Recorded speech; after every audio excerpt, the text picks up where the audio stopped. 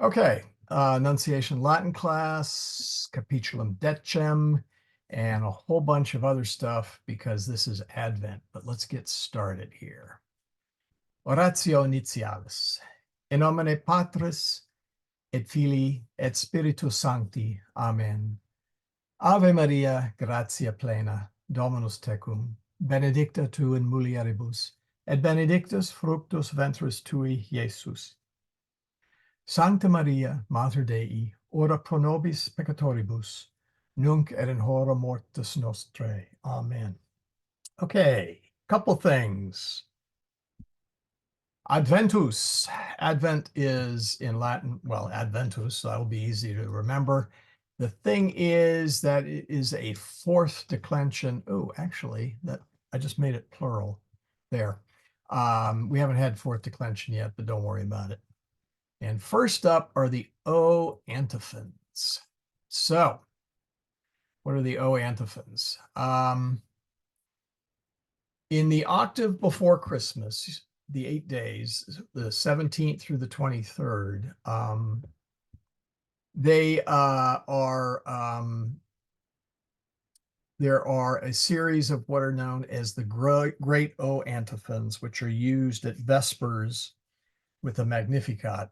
I don't know if for those of you who have not attended a Vesper service, the Magnificat forms an important part. And it doesn't matter whether you are extraordinary form or ordinary form, the Magnificat is part of that. And there is an antiphon before and an antiphon after. And each of those antiphons that go with the Magnificat uses one of the names of Christ from the Old Testament. And the reason they call it O is because they cleverly start with O. So, Michael? Yeah. Shouldn't that be the 24th, 17th through the 24th? No, because when is Vespers celebrated? In the evening. In the evening, yes. And so there is a special vigil service. And you'll see why in a minute, why it is the 24th. So let's see here. Come on now. Oh, there they are. So you're saying by the time it's the evening of the 24th, you're really on the 25th. Yeah, exactly. Yeah, well, yeah, okay. You know how you can go to the vigil mass on Right. Saturday night in order to anticipate the Sunday. So a little complicated this weekend, but yeah. Yeah. Well, Monsignor will tell you there's no double dipping. We all know that. He's rather funny about it. Apparently, he gets a lot of questions from people about that. Anyway, the antiphons are quite ancient. Boethius, who will place in the late 5th century and early 6th, he makes a passing remark about them. So they're at least that old. We know that the Benedictines at the Fleury Abbey used them in around 640 from the documents there. And so, conservatively, they probably come from the 5th century or maybe the 6th century at the absolute latest. And by the 8th century, they were used in Rome. Okay, they were not originally in Rome, but rather they started at a different abbey, probably the Benedictines, and Rome said, "Hey, these are great. We're going to use them now." Michael, would Boethius have made that remark in the Consolation of Philosophy or elsewhere? Probably elsewhere. Yeah, probably elsewhere. I don't think he made it in the Consolation of Philosophy, but that was a long time ago. Well, it was before your time. Yeah, it was before. Yeah, it was before my. Thank you. It was before my time. What I mean is I haven't read it in a long time, so I can't swear to it. But I bet it's in his other work. Now, so 1, 2, 3, 4, 5, 6, 7. Did I short one? 1, 2, 3, 4, 5, 6. Oh yeah, no, they're all there. 7. Did I say 8? No, okay, I've got it right. Anyway, so December 17th, we have O Sapientia. or O wisdom. The 18th is O Adonai. Okay. Now, sapientia is the Latin word for wisdom, but Adonai comes over from the Hebrew and simply was picked up in the Latin language. O radix Jesse, root of Jesse. O clavis David. And by the way, foreign names are usually not declined in Latin. So Jesse is Jesse, and it doesn't change form. So you don't have to memorize, what conjugation, what declension it in or anything. Likewise, David is, so you don't have like a Davidi or Davidis or any other ending on there. It is just straight David. O Oriens can be translated a couple of different ways. It refers to the rising of the sun. O Rex Gentium, King of Nations, and then, of course, Emmanuel, who is God is with us. But one of the interesting things about this is, let's burrow a little deeper. Hey, Michael, Yep. I had to unmute myself. Oh, Orient says, I'm assuming that's where we get the Orient, because if you're Yes. in Rome, the sun rises in the east and those, okay. Well, most places it rises in the east. And in fact, I mean, but if you're looking for Rome, those countries to the east, you would associate with the sun rising from that direction. well, even if you're in Rome, sun rises in the east. And let's just put it this way. The sun always rises in the east if you're on planet Earth. Well, that isn't what I was trying to say. So the countries that were in the direction where the sun rose, they were east of Rome, so that's why Rome would assign them the nomenclature of Orients. Is what I'm asking. Because Fleury had them before Rome did. Oh, okay. Yeah, as I said, here it is. Yeah, they were in Fleury is actually in Flanders. Let's call it France for the moment. Close enough. So no, it was they were not they did not come into Rome until about the 8th century, as best we can tell. So, whoops, where was I? Yeah, here it is. So if we underline the beginning letter of each word, we have an acrostic. SARCORE, which, Sark, ore, what does that mean? Well, reverse it and you get ero kras. Ero is I will be, and kras is tomorrow. I will be there tomorrow is what that means. We get the word procrastination from it, putting something off until tomorrow. So, yes, as they go through these, the first letters of each of the O antiphons is spells out ero kras in reverse, and means I will be there tomorrow. And see what you miss when you use the vernacular. There's no way you're probably not going to be able to really do that very well in English. I think that's something it would be very difficult to try and duplicate in English. Because, wisdom, Lord, root, key, D, K, W, it's not going to work well. You may have heard of Veni Veni Emmanuel. That's based on these antiphons. It's not an old one, despite being in Latin. It's in the 1700s in the Salteriolum Cancionum Catholicarum, literally the Psalter of Catholic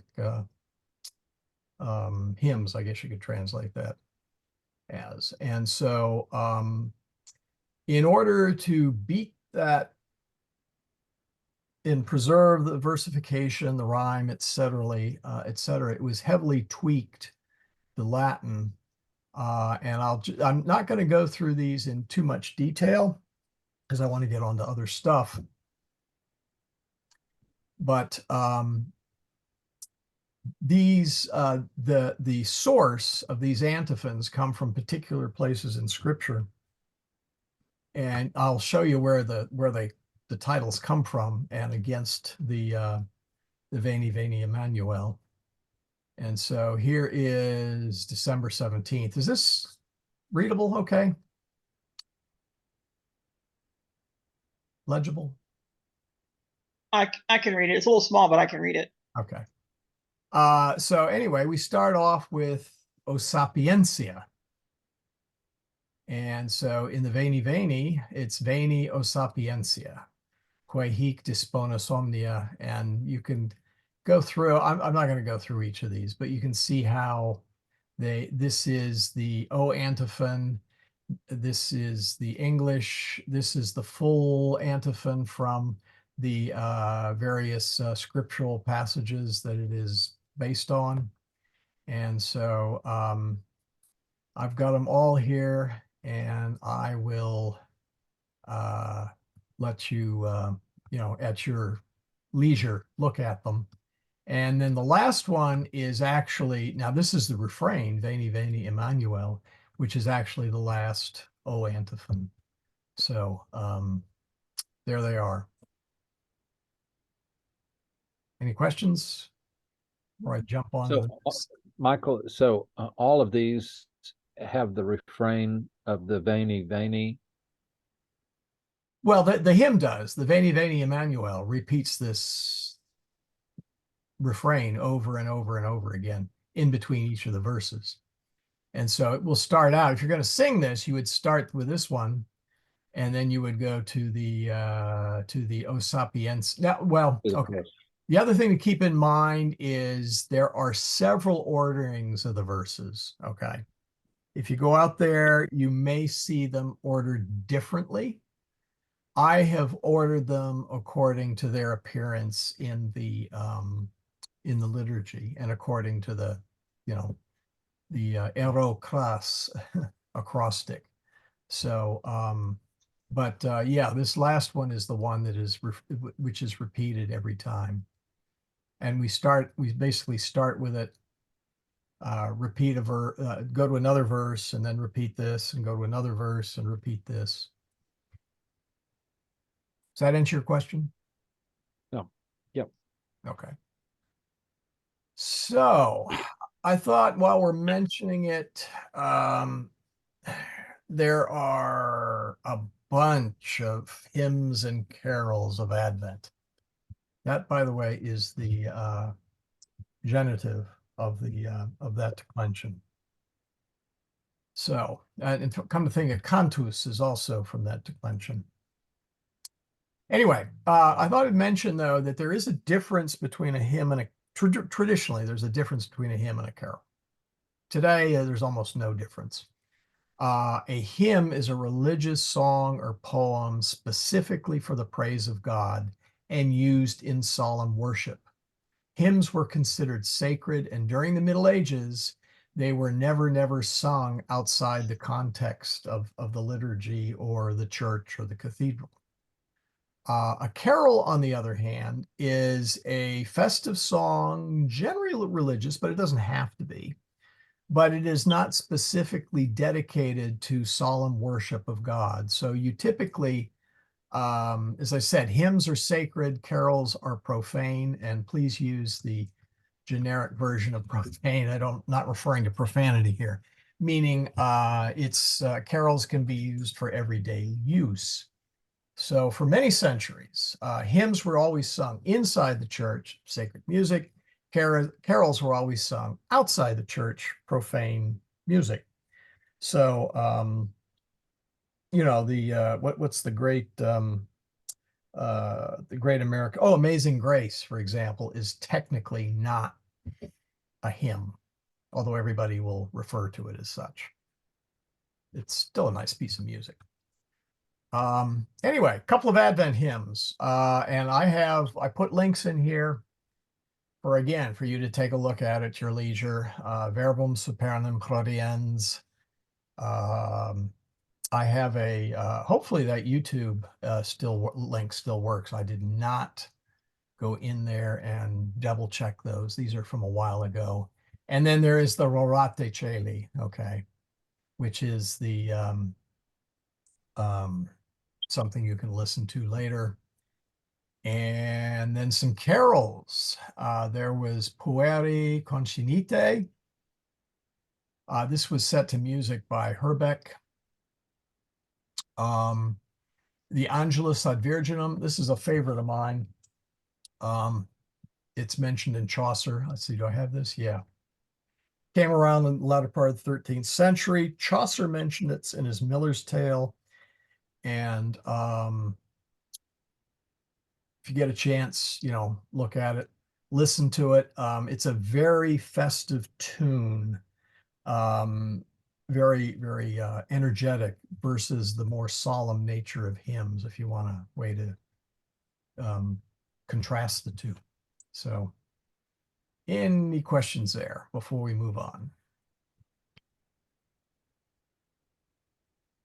Good. There's a really beautiful rendition of the Pueri Concinite. Yeah, I think this should be the right one. Well, there's one with plot. Yeah, I have that. Yeah. It's really very, very beautiful. Yeah. Well, let's see if it's still on. Oh, there's Laura. Sorry. Oh, Laura appeared. Let's see if it's still on. Okay, let's see if it's still. Oh, there it is. Yeah. It's very beautiful. He leads, and then Yeah. gosh, Placido Domingo. Yep. Had a marvelous voice. Well, the combination of the two, they back him up, and it's just exquisite. Yeah. Definitely worth listening to. But we'd never get any Latin done if we all listened to that. There's to all of those, unfortunately. Let's see, where was I? Angelus ad Virginum. Yeah, if you get a chance, again, listen to it. It's a nice sprite. Well, what's the word I want? It has a kind of a ebullient quality to it. Anyway, okay, this is from Frances, who turned in her story. So let's work through it. Yes, Laura, we did them. No, I missed it. Yep, you missed it. No. All right, well, for Laura's benefit, all right, I will do a very fast synopsis. They're ancient. Boethius mentions them. The Benedictines in the Fleury Abbey have them. We see it from a document from 640. Rome eventually adopted them sometime around by the 8th century. I think you already know what they are. Yes. And then you take the first letter of each of the words, and it comes out with this rather strange looking thing, which if you reverse it is Aerokras, which means Yes. I will be there today, tomorrow. And Yeah. there is no way that I can think of that you could ever preserve anything resembling like that in an English translation. So Nope. so anyway, so yeah, see what you missed when you use the vernacular. Oh, and then I mentioned the Veni Veni Emmanuel, which of course these are based on, and it's actually relatively recent. It's 18th century, is very early 18th century, so it's not that old. And I went ahead and took the full antiphons, the English, and then the Veni Veni Emmanuel, and put them together. And I didn't really go through them, but you can see the source and how it appears in the hymn, or sorry, in the Veni Veni Emmanuel, and it generally follows the thought. I mean, who standeth as a sign for the people, kings close their, well, I guess that one, maybe that was a bad example, but it kind of follows the thought. So there they are. You can enjoy them, in the notes. And then I talked about a couple of Advent hymns. And now let's get back to Francis, Thank you. Obulate. Sorry, everybody else. Oh, that's all right. Oh, by the way, next week I will do the Stabat Mater Speciosa. So, Woo. which And while we're talking about singing, just an FYI, if you're in the Dallas area and you're looking for a Latin Mass, the Mater Dei parish is an FSSP parish. Yeah. And the first time I went to them, the choir was painful, but they've improved.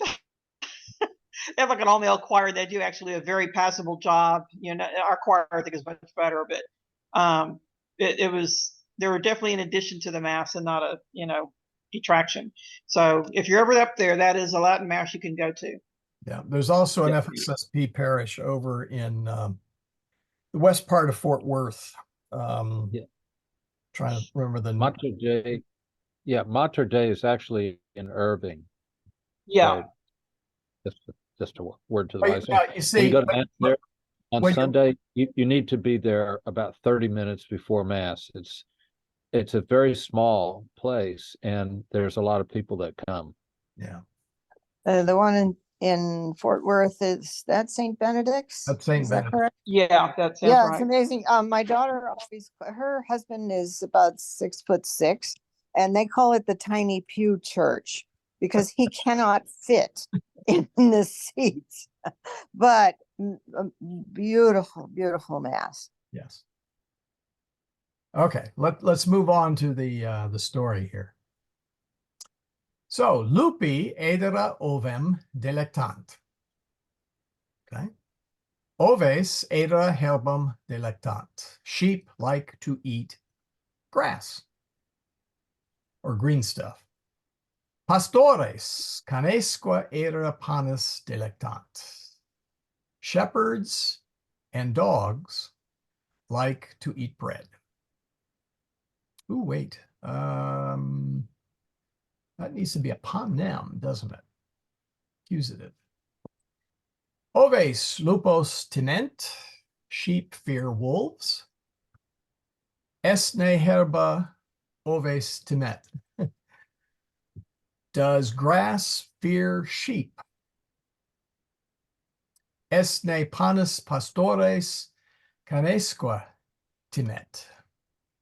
Does bread fear dogs and pastors, or shepherds? Sorry. Imo non tement quia non vivant, and the imo is a no way. They do not fear because they do not live. Necesse est et tabernarius et lupus venari. Yeah, I thought so too. Let's see. It is necessary that both the shopkeeper and the wolf venare. Yes, hunt. Have we had that yet? Yeah, we've had venare, haven't we? I don't I remember. don't remember that. It sounds like she's including some chapter 10 stuff. Ah, it's in 10. Okay, okay. I couldn't remember. Still, nice. It is necessary for the shopkeeper and the wolf to hunt. I don't know about the shopkeeper. Oh, yeah, it's for customers. Yeah, that's true. Good point. Or he won't be in business long. Alius in silva querit. Others search in woods. Alius in opido querit. Others in towns search. Dum bestia ventris suis esse plena cibum vult. Ah, okay. Homo saculus suis esse plena pecunia vult. Oh, nice one. All right, I don't know how many are following that, but anyway, while bestia, beasts, vult, wish, ventris. Anybody know what ventris is? I know what it is. Wait, stomach? Yes, when we say the Ave Maria, and we say et benedictus fructus ventris tui, we translate that as womb. Okay.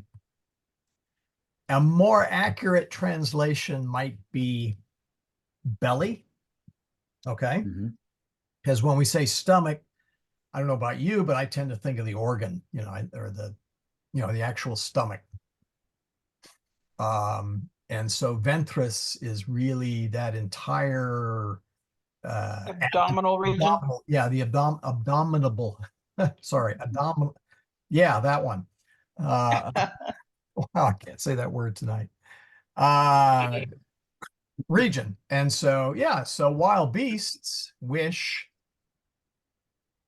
to be full of food, or sorry, for their bellies to be full of food. Homo, man, people, generic man. Saculus suis esse plena pecunia vult. Yeah, it has a sack full of money. Yeah, we want a sack full of money. Forget the full belly. We want a sack full of money. We can fill our belly if we have a sack full of money, right? Right. Okay. Et oves et numini domini salvi non sunt cum haec duo ad sunt. Wait a minute. I think I lost the thread here. Et oves et numini domini salvi non sunt cum haec duo ad sunt. I'm losing something here. And sheep and the coins of the master are not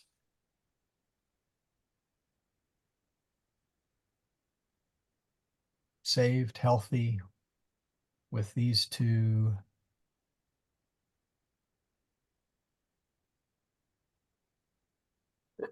Oh, the Tabinarius and the sorry, I lost it. Yeah, the Tabinarius and the lupus. Sorry. Okay, yes. Neither, yeah. No, it's well, it's all right. No, it's not bad. It's not bad. Dentes lupi ut margarice lucent. The teeth of the wolf shine like pearls. But Or I should say, really, literally, it's the teeth of the wolf are like pearls that shine, or shining pearls. There's a couple. This literally means pearls are shining. The ut is kind of an all-purpose conjunction in Latin. So like is the best, or as if might be the best. Yeah, as if might be a good way of looking at the way ut may be translated. Sed eos non vendit quod nocesse est esse cum is.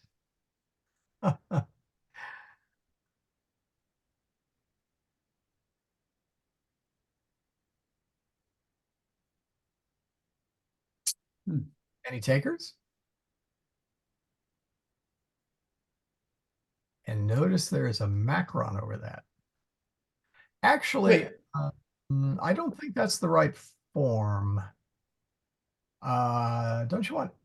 Did they actually use the long form? Yeah, no, I know what it means. Did he Yeah, actually? yeah, in chapter 10 they cover it. I do remember that much. Because I'm used to the verb form as edera, but there's an alternate form,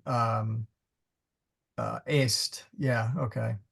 I couldn't remember whether we had that in chapter. I'm behind on chapter 10 myself, so okay. Mhm. Yeah, but seriously, but now we're talking about the teeth of the wolf, but he does not sell them. They're pearls because they are necessary for him to eat. Femina, cui viro suo dat ea linea dentium erat est. Okay, well, let's ask the women of the group. Would you guys kind of be upset at us if we gave you a string of, or a necklace of teeth? Well, if they were Cro-Magnums, yeah, they'd love it. I was gonna ask, it depends on, say, it depends what tribe we're in. Yeah, okay. It would be weird with no context. With no context, I would be somewhat concerned. Yeah, I would too. You know, now I could understand like maybe a shark necklace with, you know, fossils and maybe, I think you could make it work, but yeah, if it came with a, Or the archaeologist that has everything. yeah. I mean, I just know I wouldn't personally wear it, so it'd be kind no, of strange it to give would, me something that I would never use. yeah, it would be out of the blind like that. Let's face it, it would be considered strange, but that's funny. Nulla osculum solum lacrimae sunt. Oh, I like that. No kisses, only tears. Hmm. Misa exor vita. Yeah. Let's see. Okay. Oh yeah, okay. A wretched wife and a wretched life. That's Hmm. pretty good. You certainly got the you win the most interesting sentences award, Francis. Oh, sure Yeah. does. That was great. That was so great. That was the best. That was the best out of all of them. There were others that were a little more literary, a little more descriptive, but this one definitely hit the amusement meter. So yeah, yeah, unhappy wife. Yeah, yeah, misera can be miserable. It could also mean unhappy. You know, your choice. Unhappy wife, unhappy life, or wretched wife, wretched life. I think either way it works. Okay, so enough of that.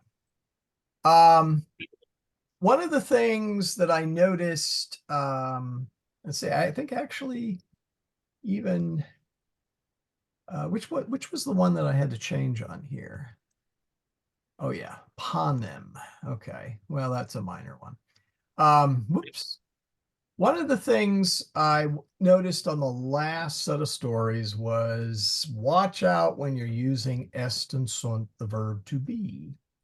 Sentences of XXX is YYY, you know, fill in X and Y, always take the nominative.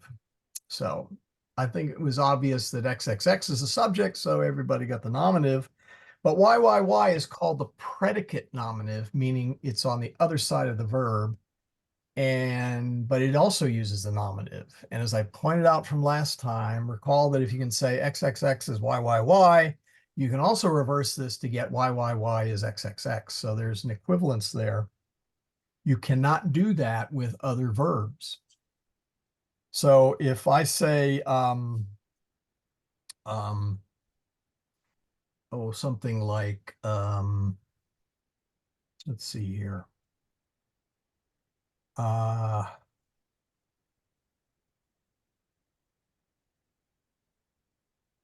Britannia insula est, Britain is an island. Both of those have to be nominative. And I can say Britannia insula est, and I can say insula est Britannia. And you know, we wouldn't normally say that necessarily in that way in English, but Britain is an island or one island is Britain. So there's an equivalence there. So if you can reverse that, then you really ought to stick in the nominative. You can't do it with other verbs, because if I said, oh, Emilia Marcum verberat, that means Amelia spanked or beat Marcus. You've got to get Amelia in the nominative and Marcus in the accusative, because if you try putting it the other way around, then, well, then you have Marcus spanking Amelia, and I don't think that'd go over real well.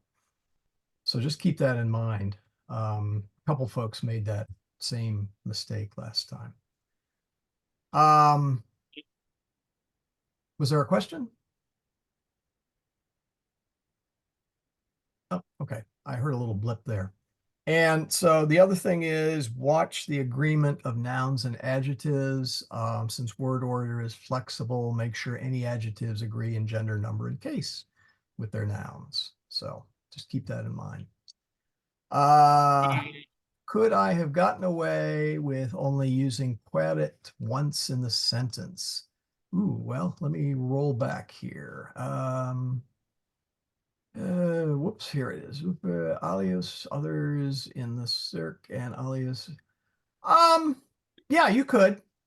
Yeah. others search in the forest, others in the city or the town. So yeah, you could have dropped that off.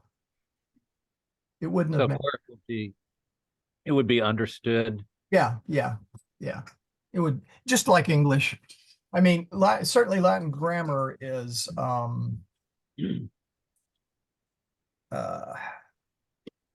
very, well, I don't want to use the word very different because that overemphasizes it.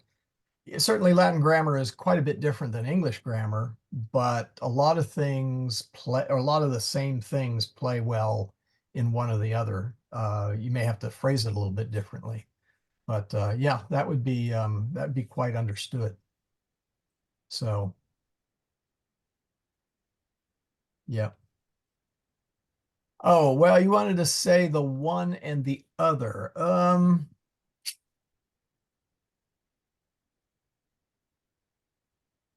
Oh boy. Yeah, you really didn't say the one and the other. Because alius is always the other. Let's see, the one.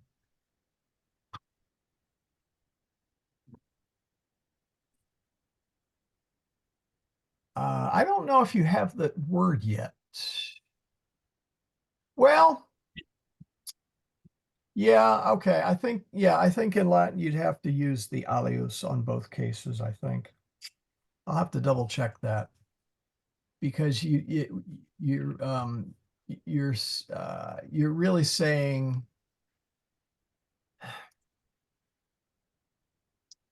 yeah, you can use it that way. Let's see here. Yeah, watch the agreement of noun. Anything. Okay. Yeah, if we look up, oh, let's see here. See, okay, this may be the time. Whoop, it'd be nice if I could type this thing in right. Alius, I-U-S. Now I dropped out the I. There we go. Alius.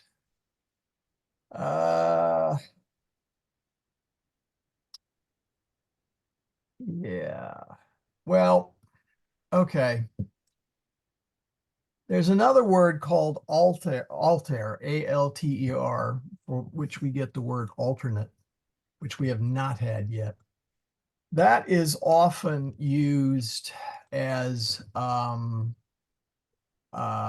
one and the other.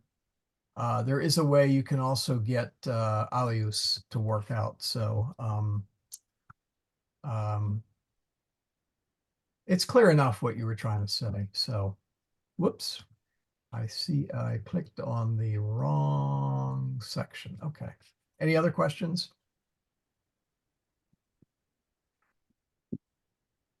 All right. So, necesse est habemus plus usum.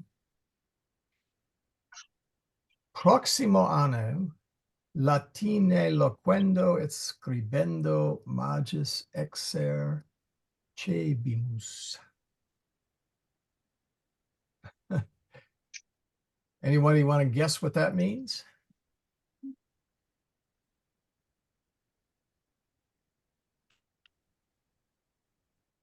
Something about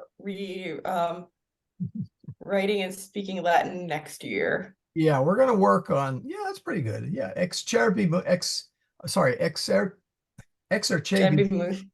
is like to exercise, to work, to it's repeated activity of any sort. Not we get the word exercise from it, but when we say exercise today, we think of, physical exercise, or tend to. So yeah, one of the things we need to do next next year is to work on you folks writing and speaking more in Latin to help this stuff stick. We've kind of fallen into the, I'm having you guys read it, I'm having you guys translate it, but I don't think it's really quite sinking in. Whereas when you wrote those stories, that really helped. And what we may do is use the pensum, where we actually do have to write stuff out, as a vehicle for that. I haven't quite figured it out yet, but next year we're going to work on it. Let's put it that way. In the meantime, I also want to work on some conversational items to kind of get everybody started. Quomodo dicitur literally said, how is it said? Or how is it being said? So I thought we would start off. Oh, sorry. If we're going to do that, we're going to have to get some first and second personal verb endings. We need them. You saw the emus up here. That's we. They're really not that bad. All you got to remember, well, for third person, T was third person singular and NT was third person plural. And that was true of absolutely every present tense verb from all 4 conjugations. Well, the good news is there's a similar pattern for first and second person. Not the same endings, but same endings for all the first and second and third and singular and plural, meaning the first person singular has the same ending across all the conjugations, so does second, etc. And what you need to memorize somehow is Ostmustissen. I don't know, you can cram it all together. So in other words, first person singular, second person singular, T, third person singular, like we already know, first person plural, second person plural, third person plural. Michael? Yeah. Is that literally how is it said? Because digitur, isn't that the passive? It is. Okay. Yeah. How is it being said? Yeah. Literally. But you're just loosely saying, how do you say it? Yeah. Yeah. That's actually, believe it or not, that's how you say it in Latin. Really? Yeah. Now, this So is. if you're speaking to someone on the street, that's what you would say. Yes, it is. All right. That brings up, well, all right. We might as well go down a rabbit hole anyway. So in Spanish, como se dice, Yeah. right? Como se dice? Is Yeah. it dice or dice? Dice in Dice. Spanish, but in Okay. Italian, como, I forget, it would be dice in Italian. But so this is the same version of como se dice in Spanish. Michael, may I make a suggestion? Sure. On these verb endings, those of us that went through boot camp the first year, we got it. But those that didn't, why don't you give an example? Use like laudo, and say laudo is I praise. Yes, perfect. Yeah, they're going to need that. Okay, I'll think about it. I didn't know you had the other slide. I'm barely holding my eyes open right That's all now. right. That's all right. Hey, once you hit roughly Thanksgiving, there's an exponential growth of chaos in everybody's life that really doesn't settle down until sometime after New Year's. At least that's always been my experience. And it's not just the holiday season. It's always all sorts of things. And usually the holiday season is in there helping it. And my thought went to the movie because the benefactor, when he talks about shifting, he does it for chaos. He likes chaos. Definitely. All right. Yeah. So anyway, let's see, where was I? I was about to, oh yeah, well, let's go on to the next one. So here is a template. Okay. You've seen the laudo, monera, ducere, capere, and audire. I think, yeah, you've had monera, oh, you know what? I probably should have made that to have. You guys have had habere. I'm not sure if you've had monera to warn or advise. No. Yeah, I probably should have. Here, well, too late. Tell you what, here, do this. Change MON to HAB. And in your notes, you can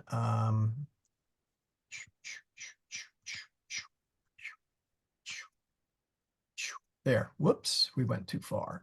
Now I got to go back to my table. There we go. And this would be half. There. Well, I stole this chart from, whoops, I stole this chart from last year. So, but anyway, yeah, you just, so you go to the base, which is laud. So, you know, we have laudat and laudant. Well, instead of an T or an A or an NT, laudo, laudas, laudat, laudamus, laudatus, laudant.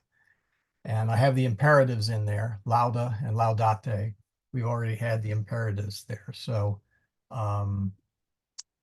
it's not terribly difficult. And if I may make a suggestion, if you do anything, if you're able to do any Latin between now and next year, you know, memorize this table, okay?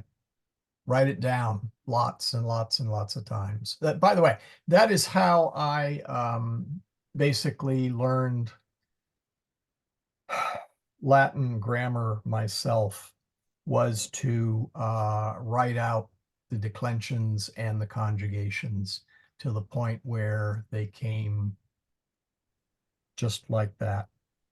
I realize it's a drudge, but if you can figure another way to memorize that table, or you can I mean, you can try printing that page out and cramming it into a pill and swallowing it, but I don't think it's going to work. I think you're just going to have to write it out and memorize it.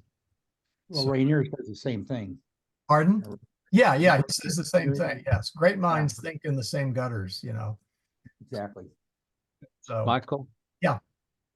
Are you saying that, because I'm trying to get this straight, you've got DUC and then parentheses E and then the asterisk. Is the word DUC, Duke, is it that, not Duce? yeah, it's not actually Duce. Okay, it dropped. Okay, if we were to take another third conjugation verb. Oh, let's see. I'm trying to think of one off the top of my head. Deco. No, yeah, deco. Oh, that's another one. Sorry, that drops the E as well. Let's see, what's another good man, I tell you what, let's bring up the this is probably timed out. Let's see here. Capio era natant ambulant habet. Habet, I cannot, okay, I cannot think of a third conjugation vowel off the top, or sorry, verb off the top of my head that you guys have had. I can think of plenty of them, but I don't recall which ones you have had. Well, anyway, some of these drop the last E, okay? And typically, if it is a C, so duce is, they just say duke, and dico, or dicere, to speak, is another one. So if I said, tell me something, I would say dic mihi, tell me. It drops the E as well. So there are a number of imperatives in the third conjugation where they drop that E. And I put it in there just because you would expect it. See, okay, in the imperative, the paradigm is you go back to the infinitive and you take the conjugation vowels. So lauda, habe, duce, cape, and audi. Only duce is one of those words that drops the E. So that make sense? But words like lucere, for example, that you don't drop the E on that. I believe that is correct. Let me double check. Let's see, you want Lucere? Yeah, lucere, to shine or to light. Shine. Right. Oh, okay. That's Luceo, well, hold on. No, that's Luceo. That's a second a second conjugation. Well, all right. Well, we can look at it. Whoops, hold on. Gotta go back. Okay, Luceo. So there we go. Now we can look at the conjugation. And the answer is go all the way down. Yeah, see, the imperative, it still has it. Yeah. Yeah. So I said, there's only a handful of them. The only two that I can think of are Duke. So this is the rule, Yeah. but the others are Yeah. Yep. Yeah. Well, look at it this way. If you put the E in there, it becomes Duce. You really want to be talking about Il Duce. right. Your favorite man. Yes. That's Mussolini, by the way, for those who didn't know his title. Right. No. So anyway, so yeah, work on those. The reason I'm mentioning here is here's a couple of phrases, and what I'll do is I'll work some of these in as we proceed on. So you probably have heard me say "Quomodo vales." Literally, and if I were asking the entire class, I might say "Quomodo valetis." Literally, how are you doing? And it really refers to feeling. I'm asking vale. Valeo means I am healthy. So when I say vale, it really does translate as goodbye, because in English, the goodbye is actually a contraction. A better way of thinking of it is fare thee well. Okay, I'm sure people have heard of that. And what does that mean? Is fare means to proceed, to to live, and fare thee well means, hey, I want you to be healthy and happy. So quomodo vales is how are you feeling? And you've got a couple of possibilities. Valeo bene et tu. So I'm doing well, and you? Me quoquo, me quoque, me too, meaning I'm doing well as well. Or you could say valeo bene quoque, I'm doing well also. So if you're having a so-so day, sic satis, which literally means enough. Satis is, well, we get the word satisfy from it, but satisfy implies something a little nicer.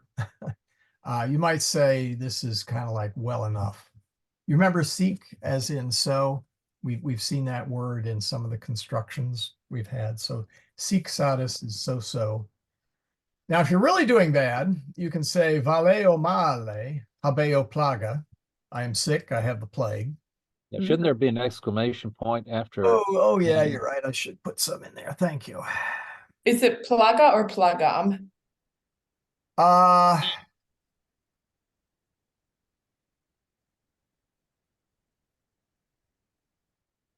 that's a good question. I think it's plag, P-L-A-G, plaga, and it is, oh, wait, wrong plague. All right, where is it? Okay, hold on. Now I got to look it up again. P-L-A-G-U-E. You know what? Oh, no, plague. Pestilence. Oh, you know what? Oh, there it is. Plaga. vulgate. So it should be in here. Plaga. Whoops, I've got to go back to Latin here. Plaga. I just looked it up and it's plaga. Plague. Oh, okay. So I need an in there. Well, I see ego sum plaga. Well, sum would be nominative Yes, afterwards. yes. Sum would be ego sum plaga. That would be I am the plague. I know, but apparently it's been translated that way. Are you looking in Google Translate again? Yeah. Forgive. Oh, you got to be careful about that. Yeah. I occasionally use, actually, I will use it from time to time. I'll copy stuff I've written down, paste it into Google, Yeah. and see if, I just- any glaring. I wasn't focused on the sum. I was focused on the plaga. No, this should be the plagam. It should be accusative. Okay. Noli rogare is don't ask. Now, let's see, do I have yeah, we have want or wish, which is vult or volunt in chapter 10. And that is a very it's one of the few really irregular verbs. The first person is volo. Let's make sure I have it. Yeah. Here we go. Volo, I wish. Vis, you wish. He, she, it wishes is volt. Volumus, voltus, volunt. So it's kind of irregular. But anyway, the reason I mention that is volo is, well, whoop, let me get my page back. Give me a second. There we go. The way you say don't, all right, where did I put it? This is the negation of volo, and I'll give you the forms later, okay? But for now, that literally means don't, just translate it as don't ask. And of course, quid agis? What are you doing? Well, you might say disco linguam latinam. I am learning Latin. Ego facio mihi pensum nunc. Whoops. How'd that mihi? There we go. Or lego librum quae Familia Romana appellatur. I am reading the book Familia Romana. So there's some possible answers. So we're gonna do more of that next year. As I said, I'm gonna work some of these into the lessons plans. For example, we're gonna we're not gonna get to, well, we may get briefly to chapter 10 tonight, but I might ask you something like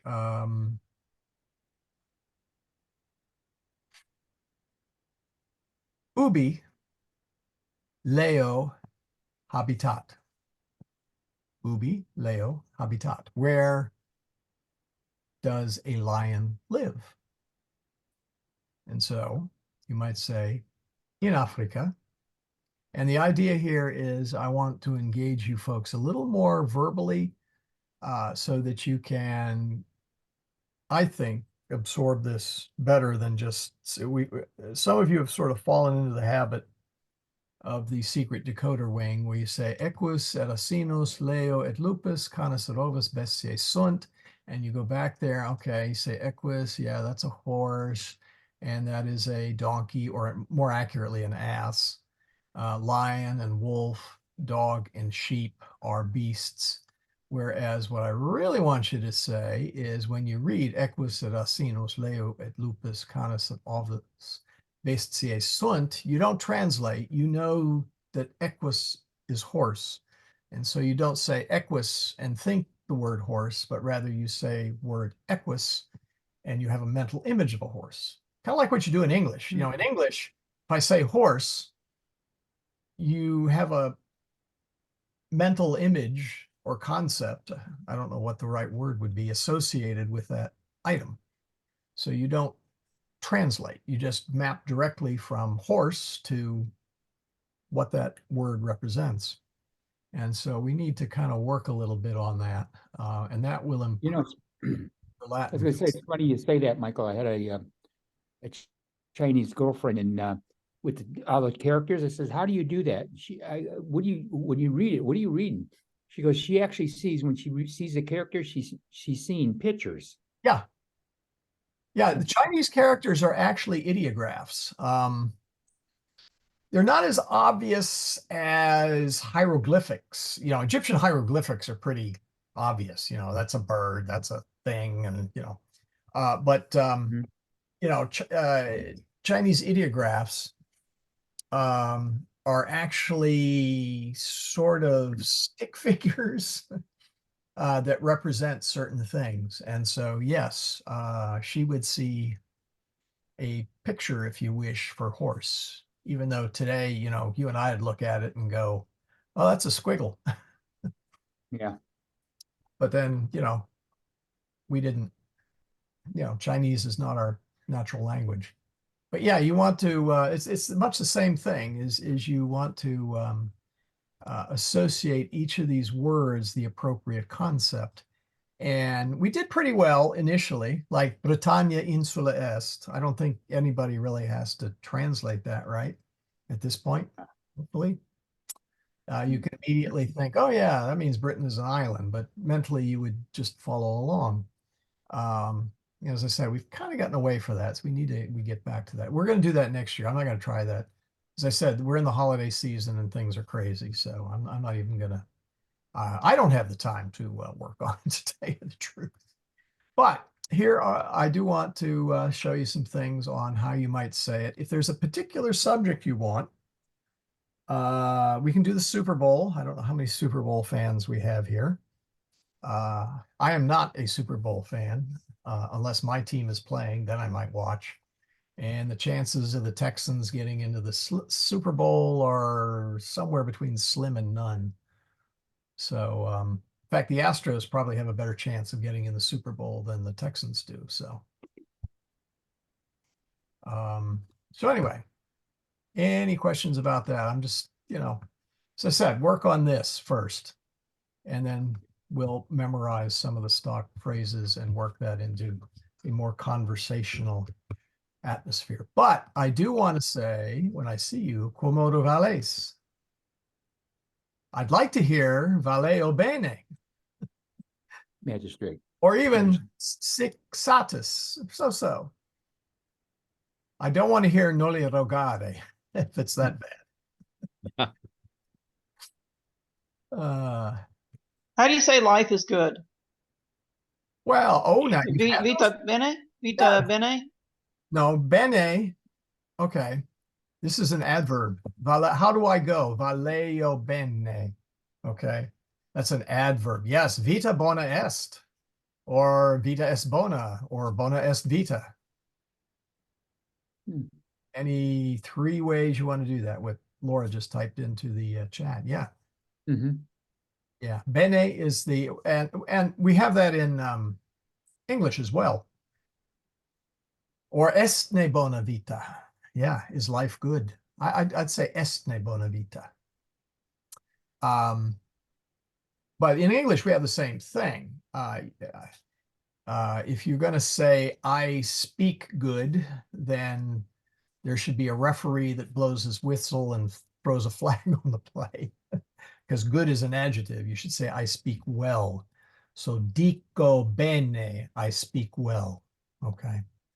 Non dico, well, if I say, let me put it this way, in Latin, if you said dico bona, that would not mean I speak good, but rather I'm speaking about some good things. Okay. You can't even say I speak good in Latin and have it mean the same thing. So, which is probably a tribute to Latin grammar. So bene is well, and it is an adverb. Good is the adjective. Bona, bonus, bona, bonum are the adjectives. It's like the difference between bien and bueno in Spanish. Exactly. Yeah. Exactly. And I hate listening to commercials in English. They butcher the language so badly. Oh yeah, it's gotten what the thing that's really kind of annoyed me is it's even crept into so-called journalism these days. I mean, you can read supposed articles and it's like, whatever happened to the editor who goes through this thing and tries, I mean, oh, it's horrible. It's horrible. So I wish people would remember that, the difference between fewer and less. They keep using them in the wrong places, like fewer trips to the bathroom. No, they say less trips to the bathroom. I'm like, no, no, no, no, no, no. My well, my hold grammar on. Nazi just comes out in me. Well, hold on. It might be about some guy named Les, right? Or saying less trips on his way to the Or bathroom. something. Yeah, that's what you're talking about, right? Less trips on Oh the way to the man, bathroom or something. Yeah. I must be getting loopy. I'm sorry. No, you are. It's getting late. So anyway, I think Latin class has that effect on us, though. You it become does. more of a wordsmith. Oh yes. Well, yeah, and you have to. And by the way, that's one of the things. As I said, well, we're almost out of time, so much for chapter 10. There are 4 important things in learning Latin, and in order of importance, the first one is pronunciation. You really need to be able to pronounce words at least approximately correctly. Okay. And the reason that's important is you can't really memorize something that's, I mean, this is a language, okay, lingua, tongue. So languages are spoken, you communicate in them. And even if you're just reading text, like, let's see, where are we up here? There we go. Even if we're just reading that, we still have to mentally associate sounds with those words. And there's 2 kinds of pronunciation. There's the one that I use, which is we distinguish between long and short vowels.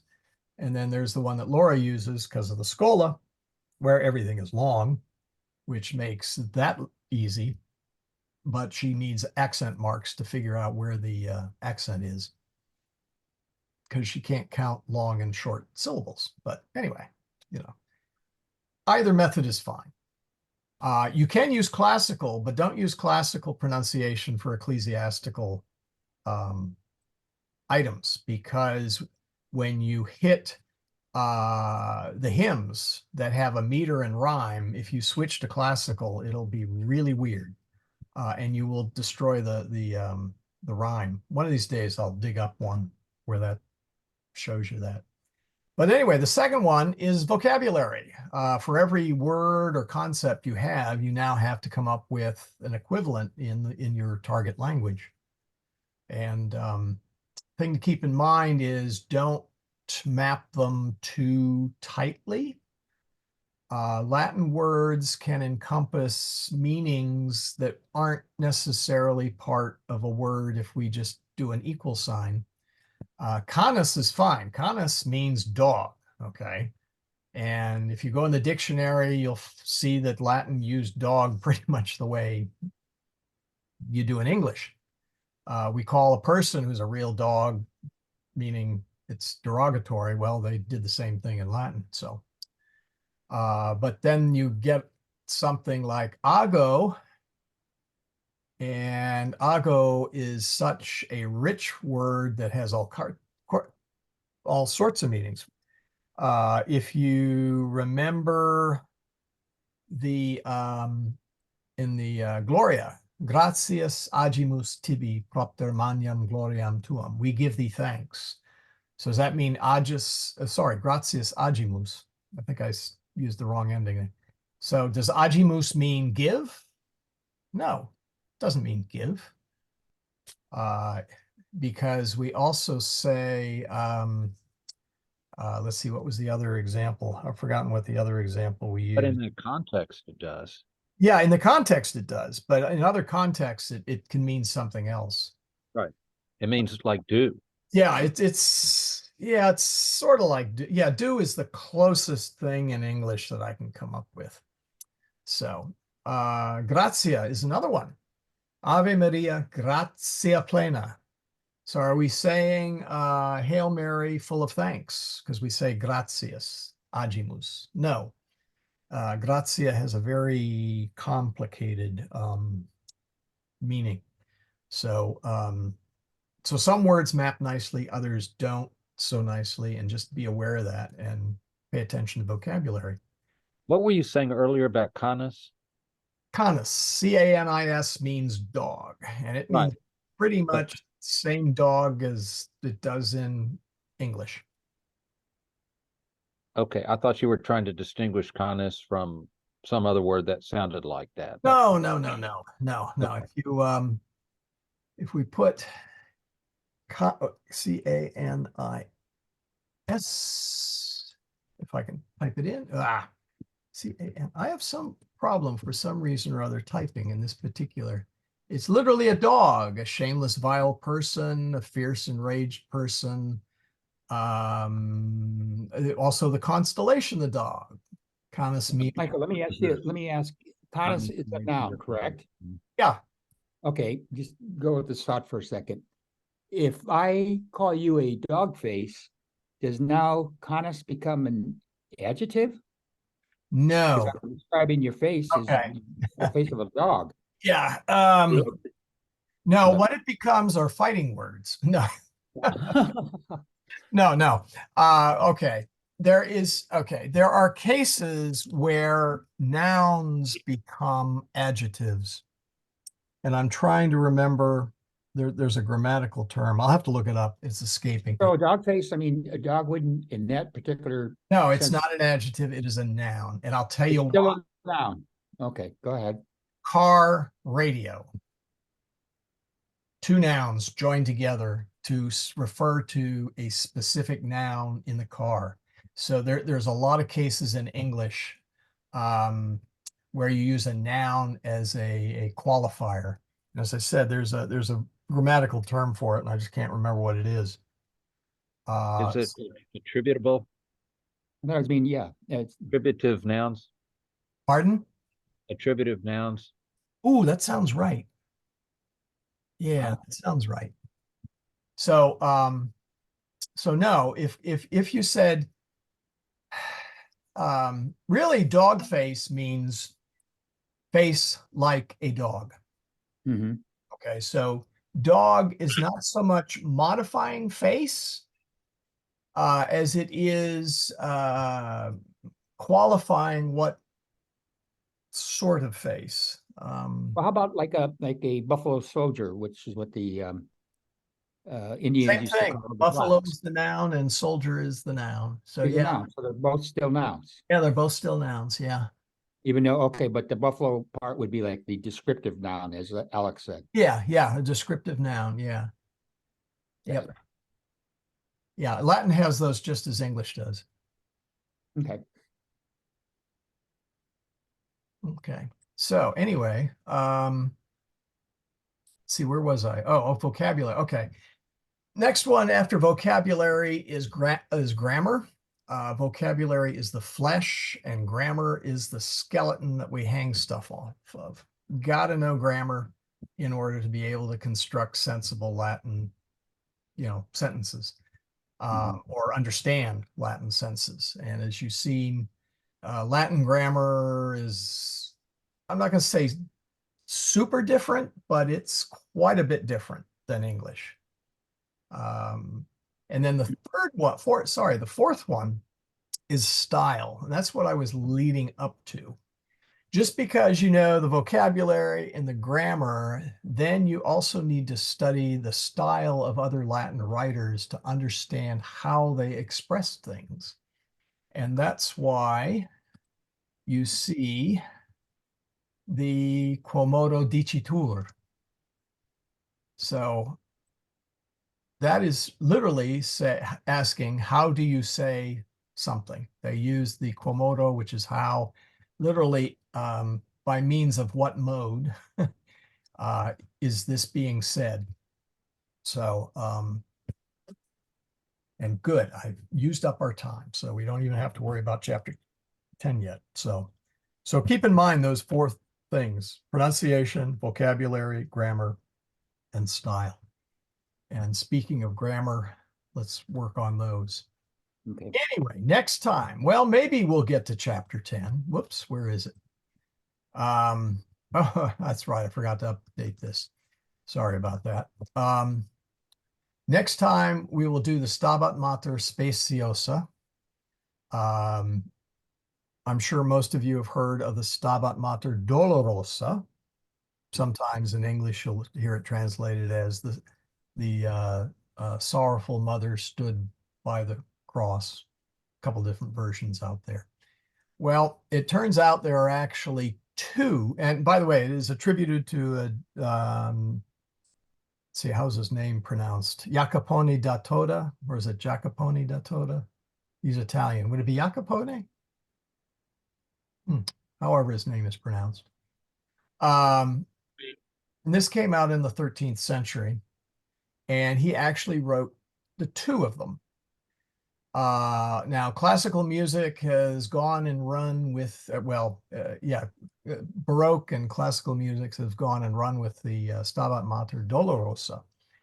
But the Stabat Mater Speciosa is for Christmas. And they're kind of mirror images, or maybe in today's vocabulary, you might say one is a riff on the other. And you see it very rarely. There's only a handful of there's only one classical composer that I'm aware of that ever set it to music. And that was, Michael, yeah. you keep saying Stabat Mater Speciosa. Wouldn't it be Speciosa? Oh, you're right. My English is showing. Pardon me. No, I'm just No, wondering. it's Speciosa with Okay. a C. You'll hear me see Caesar every once in a while too. I make the same mistake. I just thought I would ask. No, you're quite right. Stabat Mater Speciosa. English. I mean, if someone is just reading that and they're not schooled in Latin, it's clear that they're going to say Speciosa. Yeah. Well, even you'll see even Latin speakers occasionally the English consonant or vowel or something will sneak in. There's a whole there's a group of folks. What are they?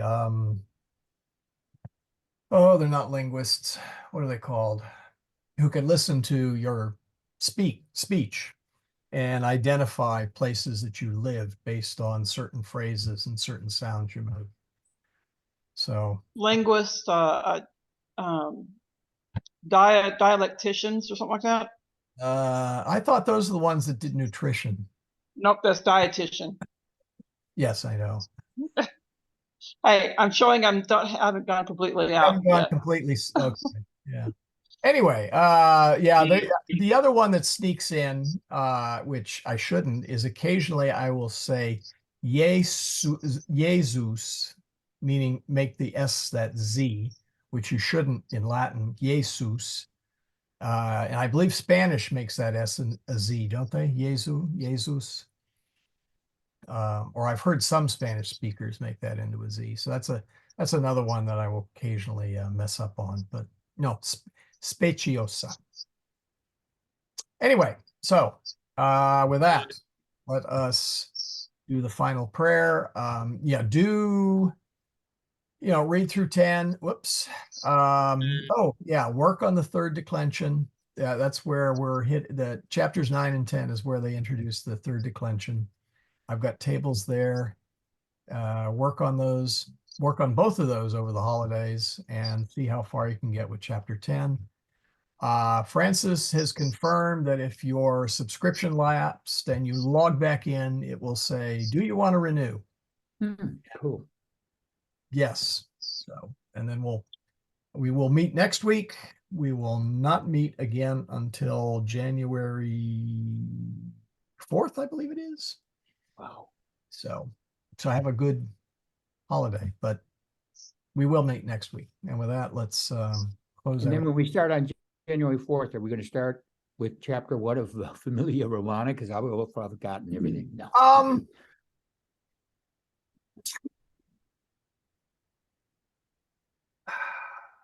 well, He's got email and he's not afraid to use it. yeah, no, the thing is, we may hit some highlights that first week or two when we get back to refresh our memories. Mhm. That was partly the motivation behind the essay. Mhm. However, we'll see. I'll think a little bit about this. And what I may do, by the way, what I may do, Michael, is Yes, I sir. may revert to chapter 1, and then we have a conversation about chapter 1. Oh, Or in other words, Esne Britannia Insula, is Britain an island? And Michael will say Britannia Insula Est is an island. And I might say Esne Roma Insula. yeah, I And say so let's non. say, yeah, no, non, or Roma non Insula Est. Yeah. And I may throw some curveballs because I may say Nonne Britannia Insula Est, which isn't Britain an island? And An I'm island. expecting the Yes. answer, yes. Mhm. And if I said num Roma Insula Est, that is, Rome isn't an island, is it? And I'm expecting the answer no, Yes. meaning no, it's not. So, so we may do something like that to kind of and skip forward a few chapters and work through that a little. I haven't decided yet. Okay, okay. So I have to pay my all my property taxes first, then I'll think about that. Yeah, I just did that. Ugh. So, all right. So with that, let's mute everybody and finish up. Oratio finalis. In nomine Patris et Filii et Spiritus Sancti. Amen. Pater noster, qui es in celis, sanctificetur nomen tuum, adveniat regnum tuum, fiat voluntas tua, sicur in cielo et in terra. Panem nostrum quotidianum da nobis hodie, et dimite nobis debita nostra, sicur et nos dimitimus debitoribus nostris. Et ne nos inducas in tentationem, sed libera nos a malo. Amen. So with that, the class is officially